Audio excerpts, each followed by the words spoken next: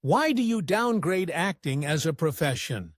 It is a business, no more than that.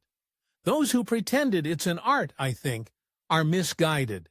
He was the godfather of the silver screen, a two-time Oscar winner, a civil rights activist, and a man who carried more secrets than any Hollywood script could ever imagine. I think that we couldn't survive a second if we weren't able to act. Acting is the survival mechanism. We act to save our lives, actually, every day.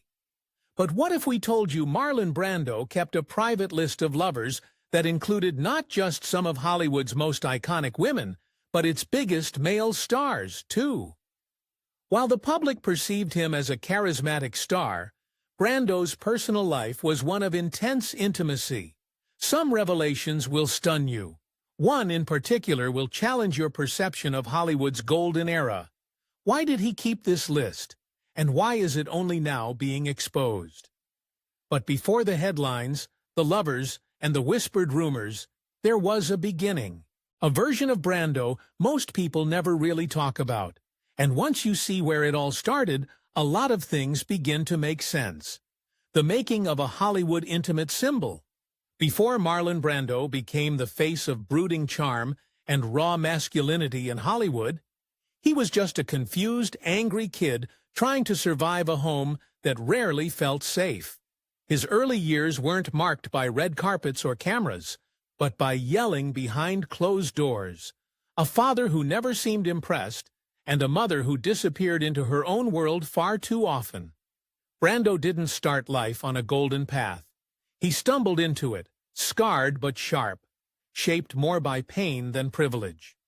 Born in Omaha, Nebraska in 1924, Brando came from a household that looked picture-perfect on the outside but was quietly falling apart inside. His father, Marlon Brando Sr., was a tough, cold man who believed in discipline more than affection. He expected obedience, delivered harsh words often, and kept love just out of reach. Brando never got the sense that he was enough. That ache stayed with him. Then there was his mother, Dorothy, or Dodie, as people called her. She had this dreamy, artistic energy. A former actress and lover of theater, she introduced young Marlon to the magic of performance, but her love for the stage competed with a serious drinking problem. Some days she was present, encouraging him to express himself and act freely. Other days, she wasn't even sober enough to stand. That inconsistency left Brando craving attention and approval. He wanted to be noticed, to feel like he mattered. You see, that's where the groundwork was laid. Not on a Hollywood set, but in a house where love was conditional and unpredictable. His need to be seen didn't come from vanity. It came from years of trying to prove something to a distant father, to a distracted mother, and maybe most of all, to himself. Brando's childhood was also marked by rebellion. He hated rules. He questioned authority. That wasn't just teenage angst. It was survival. In an attempt to instill discipline, Brando's father enrolled him at Shattuck Military Academy. However, the rigid structure of the institution clashed with Brando's nonconformist nature, leading to further conflicts and eventual expulsion. Getting kicked out of military school wasn't a shock. By then, he had already learned how to push back, how to wear toughness like armor. What people later saw as his bad boy charm was, in reality, a defense mechanism built in a home where vulnerability didn't stand a chance. So when Brando later stepped into the spotlight with those intense eyes and that casual confidence, it wasn't just acting. It was a lived experience. The swagger, the unpredictability, the emotional depth was all rooted in his early years. He wasn't pretending to be complicated. He was complicated. And that, right there, is what set him apart. That's what turned him into more than just a good-looking guy on screen. It's what made him unforgettable. But the question is, how does a troubled kid from a broken home end up on the path to becoming Hollywood's most unforgettable phase?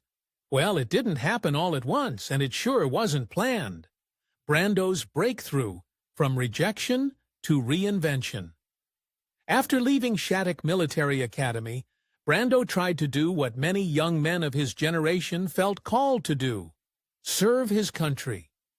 World War II was raging, and the draft was in full swing.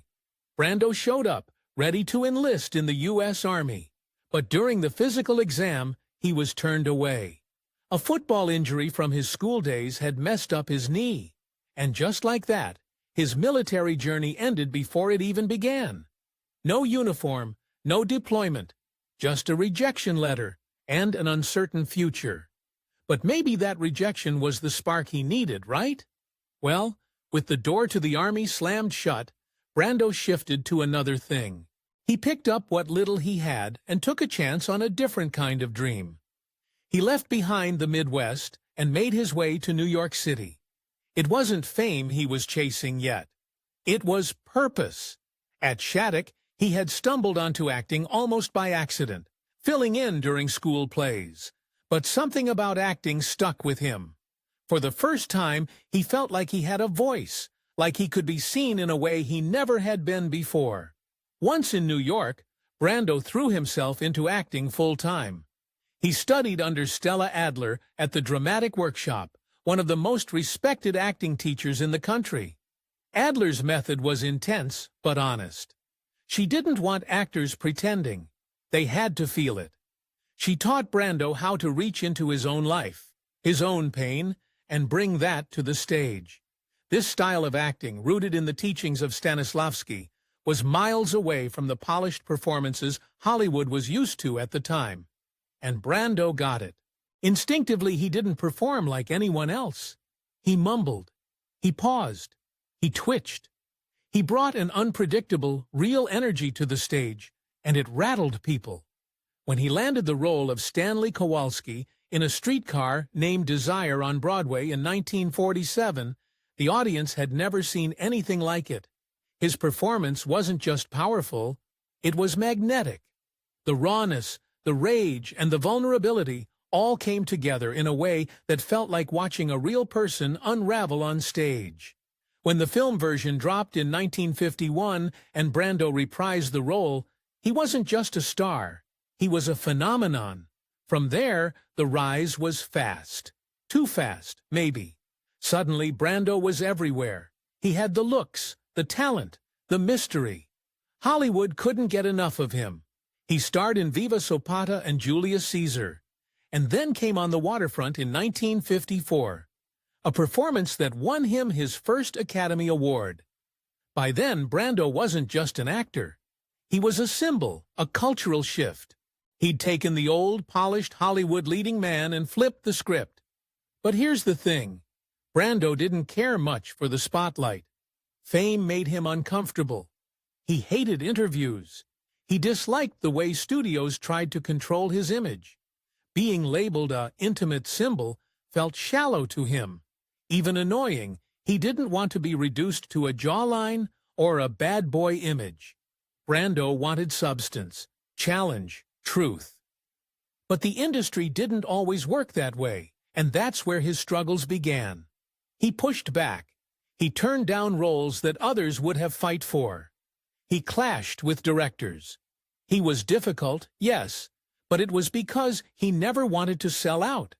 He once said that acting was lying for a living. That's what acting is. This statement, featured in the documentary Listen to Me, Marlon, talks about his complex relationship with his profession. The truth was, he cared deeply about the work, just not the fame that came with it. Still, the hits kept coming. Films like The Wild One and Guys and Dolls kept his name at the top. But by the late 1960s, his star began to dim. Critics called him washed up. His films weren't performing well. He was gaining weight, turning down big roles, and disappearing from the public eye. Then came The Godfather in 1972. At first, the studio didn't even want him. They thought he was too difficult, too much of a gamble. But Brando showed up, transformed himself into Don Vito Corleone, and once again reminded everyone why he mattered. He won another Oscar. But he refused it. Weird, right? Marlon Brando refused the Oscar for Best Actor in 1973. He won the award for his role as Vito Corleone in The Godfather, but chose not to attend the ceremony. Instead, he sent Native American activist Sachin Littlefeather to decline the award on his behalf. Brando's decision was a protest against Hollywood's portrayal of Native Americans and to draw attention to the events at Wounded Knee. Littlefeather's brief speech highlighted these issues, leading to a mix of boos and applause from the audience. This particular act remains one of the most notable moments in Oscar history. But that was Brando. Complicated, brilliant, stubborn, always searching for something deeper, even if he couldn't quite name it. In the end, his journey through the acting world wasn't clean or smooth. It was jagged, but it was also revolutionary. He didn't only act, he changed acting. But behind the camera flashes and the unforgettable roles was a side of Brando that most people didn't really understand. A private world driven by desire, vulnerability, and emotional complexity. Let's take a closer look at the part of him that never made it into the scripts. Marlon Brando's intimate world. Marlon Brando wasn't just a star who lit up the screen. He was a man who lived on his own terms, especially when it came to love, intimacy, and everything in between. To him, intimacy wasn't just a physical experience. It was layered, emotional, and sometimes messy. He approached it with the same intensity he brought to his performances. No filter, no performance, just raw truth. Now, the thing about Brando is that he never tried to hide behind Hollywood's polished image of what a leading man was supposed to be. He once said pretty bluntly, like a large number of men, "I too have had homosexual experiences, and I am not ashamed." Even if that was some headline-grabbing quote, Marlon was honest in a way that very few people, especially in his time, were brave enough to be. He followed it up by saying, "I have never paid much attention to what people think about me." That attitude pretty much summed up his entire approach to life. He didn't live to impress or to fit in. He lived to feel. And when it came to feeling something real, lovemaking played a big role in his life. Brando didn't view it as just a pastime or a thrill. To him, it was emotional fuel. Biographers and insiders have painted a picture of a man whose romantic life was full of intensity, unpredictability, and often contradiction. Dr. Simon Rogoff, one of Brando's biographers, described his connection to intimacy as addictive and compulsive. In his analysis, Rogoff noted that Brando's sexual behavior was driven by deep-seated emotional needs, often leading to the exploitation of others. He observed that the more vulnerable Brando felt, the more he engaged in such behaviors, suggesting a link between his emotional state and his actions. This perspective aligns with accounts from other biographers and individuals close to Brando. For instance, biographer Susan L. Mizrucci mentioned that Brando was addicted to lovemaking, highlighting his constant search for love and connection. These insights collectively paint a picture of a man whose intimate relationships were complex and often chaotic, influenced by his personal struggles and emotional vulnerabilities. But even that might not fully capture what was really going on. Brando didn't chase intimacy just for the sake of it. For him, it was often about silencing inner doubts or easing the emotional weight he carried. It was his way of reaching for something true in a world that often felt fake. He didn't limit his relationships to one gender either. Brando was open about having been with both men and women, and he never saw a reason to explain or apologize for it. For him, attraction was about energy, connection, and chemistry. His experiences didn't define him, but they were a part of the complex, fascinating puzzle that was Marlon Brando. Throughout his career, his relationships often bled into his work. What made Brando's approach to intimacy so unique wasn't just the variety of people he was with. It was the honesty with which he moved through it all.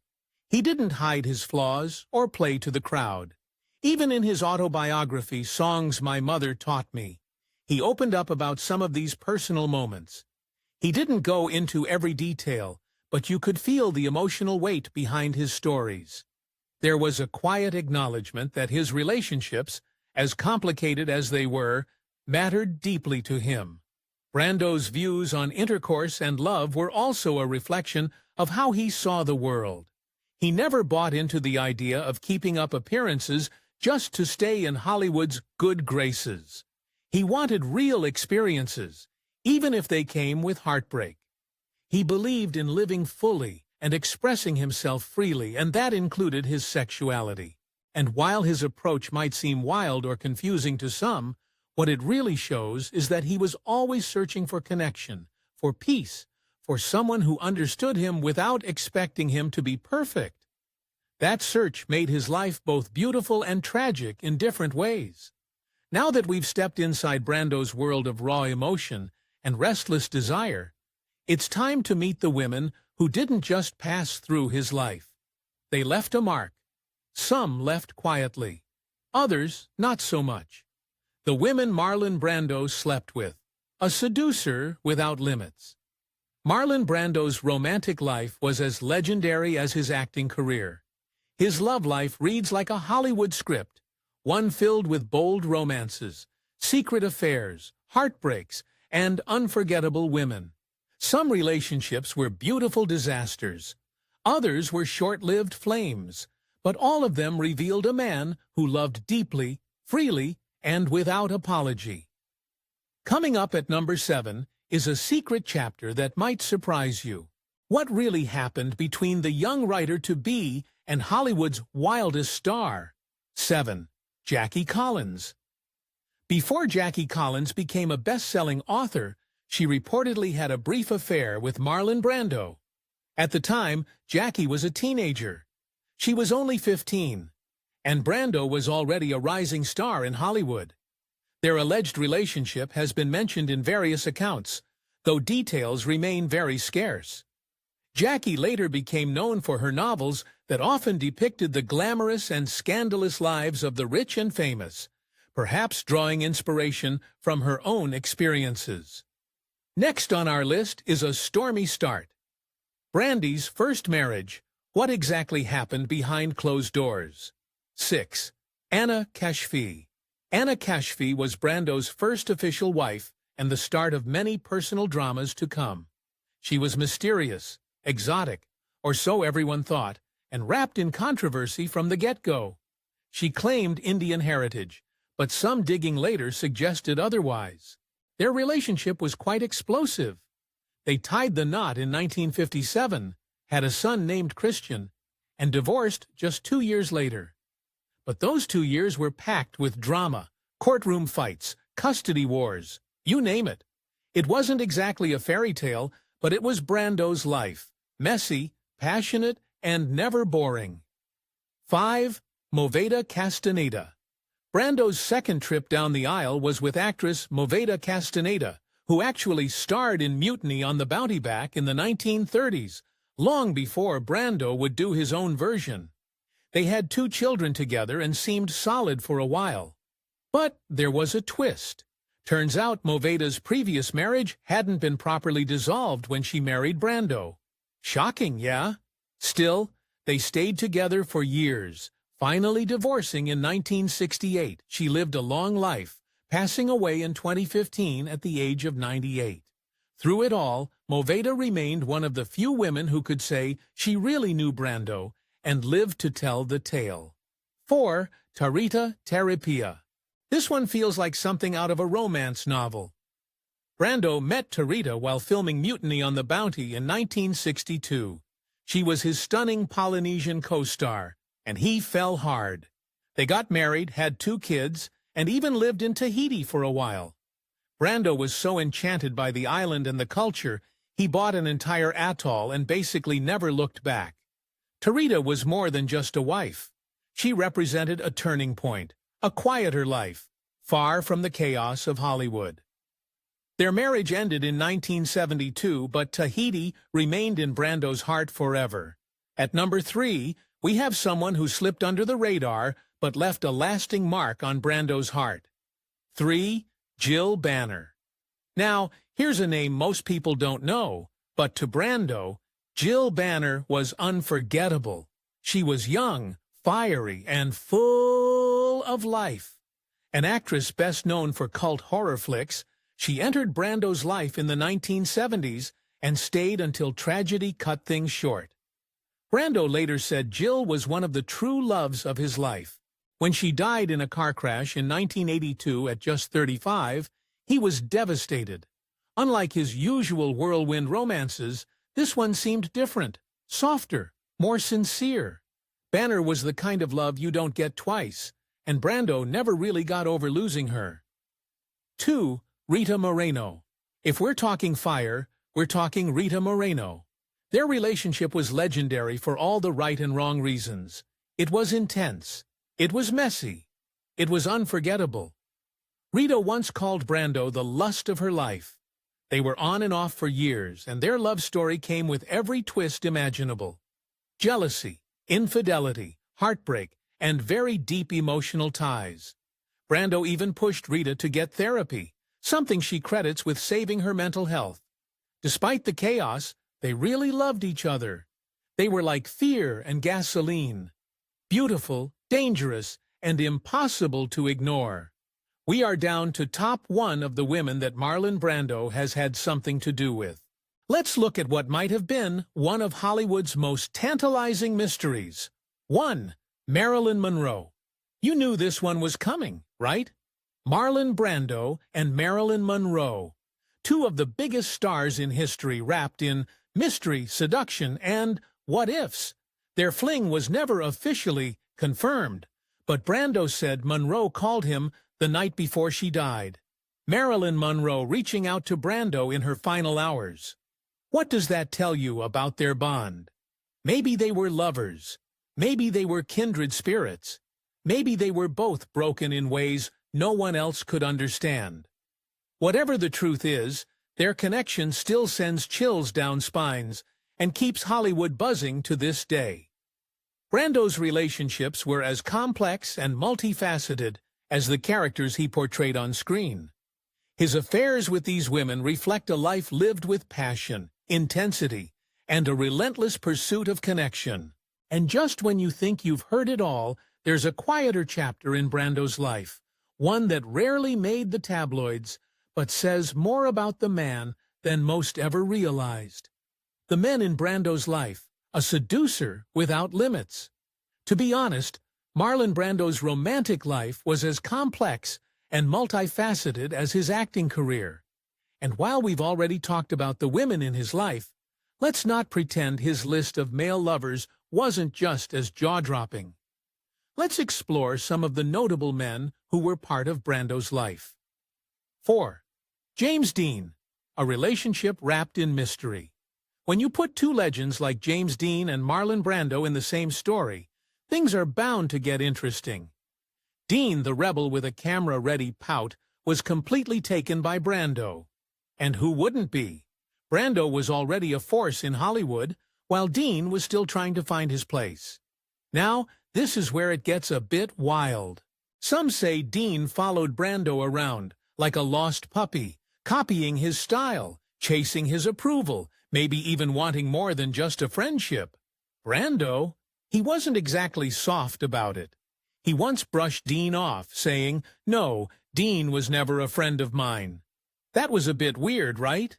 But despite that cold quote, their connection is still one of the most talked about relationships in classic Hollywood. There was even a time when Brando claimed that Dean was sort of obsessed with him, saying, "Whatever I did, he did."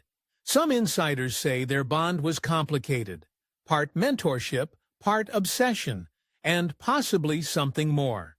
The studios weren't thrilled either, whether they were lovers, rivals, or just 2 tortured artists crossing paths at the wrong time. The Brando-Dean connection still has fans guessing. 3.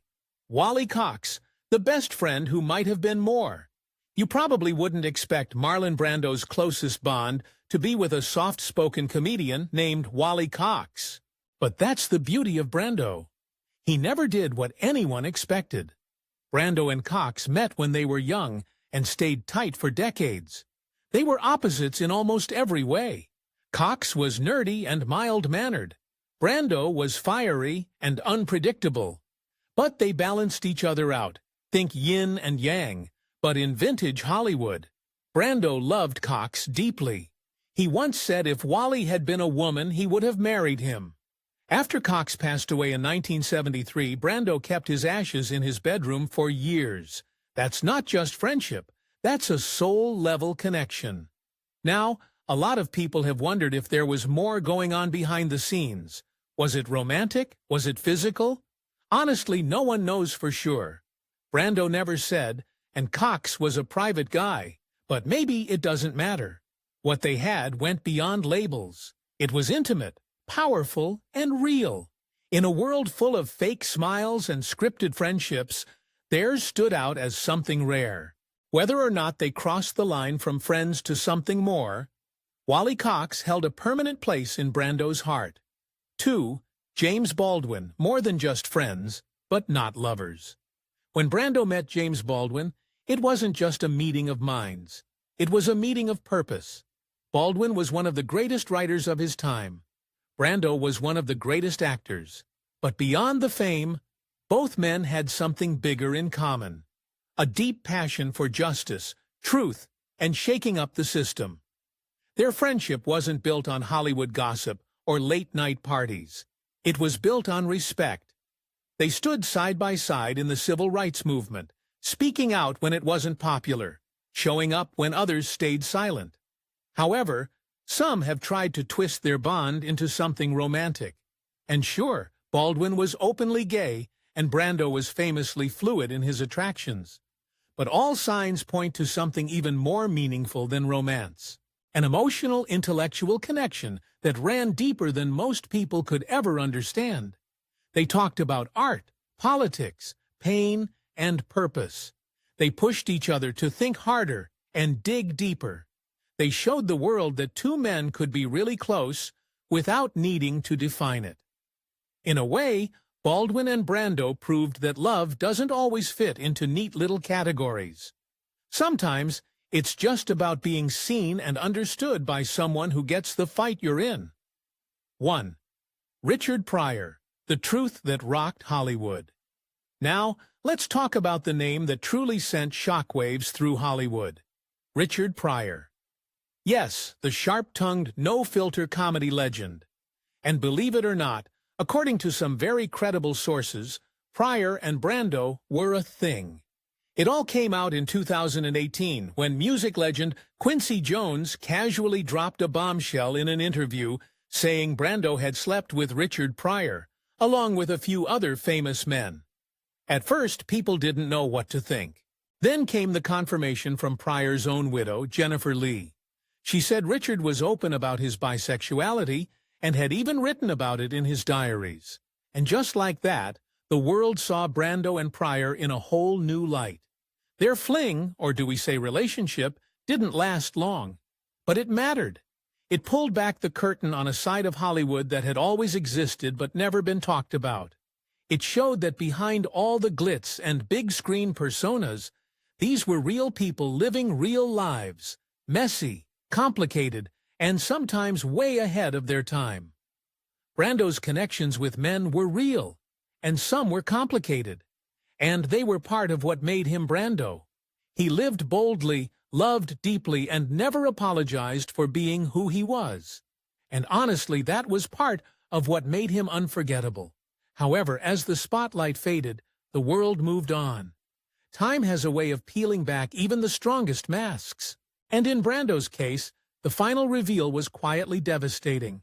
Marlon Brando's final years. By the time Marlon Brando reached the twilight of his life, the spotlight he once dominated had dimmed, and that wasn't by accident. After decades of scandal, triumph, heartbreak, and fame, Brando chose a different path: solitude, reflection, a quiet life away from cameras, premieres, and the chaos of celebrity. But even in retreat, the ghosts of his past, the fame, the family, the pain, never fully let him go. Behind the fame, Brando was also a father to many. At least 11, in fact: Christian, Miko, Rebecca, Simon, Cheyenne, Miami T, Ryotua, Petra, Nina, Miles, Timothy, each with their own story, each carrying a piece of Brando's legacy. But it wasn't all rosy, far from it. Christian Brando made headlines for all the wrong reasons, convicted of manslaughter in 1990 after ending Cheyenne's boyfriend, a crime that stunned the world. And Cheyenne? She was Brando's beautiful, troubled daughter, haunted by tragedy, battling mental illness. She passed away in 1995 by ending it herself. She was just 25. These weren't just tabloid stories. These were the cracks in Brando's heart, the things no amount of Oscar gold could ever fix. As Brando aged, the wear and tear of his wild life caught up with him. He battled diabetes, liver cancer, pulmonary fibrosis, congestive heart failure. His once vibrant body was failing him. On July 1, 2004, Marlon Brando passed away at the UCLA Medical Center in Los Angeles. He was 8 years old. But even in death, he defied convention. His ashes were scattered not in some grand Hollywood cemetery, but in two places he loved most, Tahiti and Death Valley. One, a symbol of passion. The other, of stillness. Both deeply personal. Brando never claimed to be a role model. He didn't ask to be a symbol. But in his quiet way, he changed things. His honesty about his intimate life broke down walls long before it was safe to do so. He showed that masculinity wasn't one size fits all. That identity was layered, complicated, real. He never waved banners, but he lived with raw honesty. And that mattered. Marlon Brando didn't go out with a bang. There was no farewell tour, no final film, no grand speech. He left the way he lived, on his own terms. His story doesn't end with applause. It ends with silence. And somehow that feels exactly right, because Brando never played by the rules. Not in life, not in love, and not in goodbye. With a lifetime marked by both women and men, was Marlon Brando's legendary list of lovers. A bold statement of freedom, or just a reflection of a restless soul searching for something no one could truly give? Let us know in the comments. Do well to like, share, and subscribe.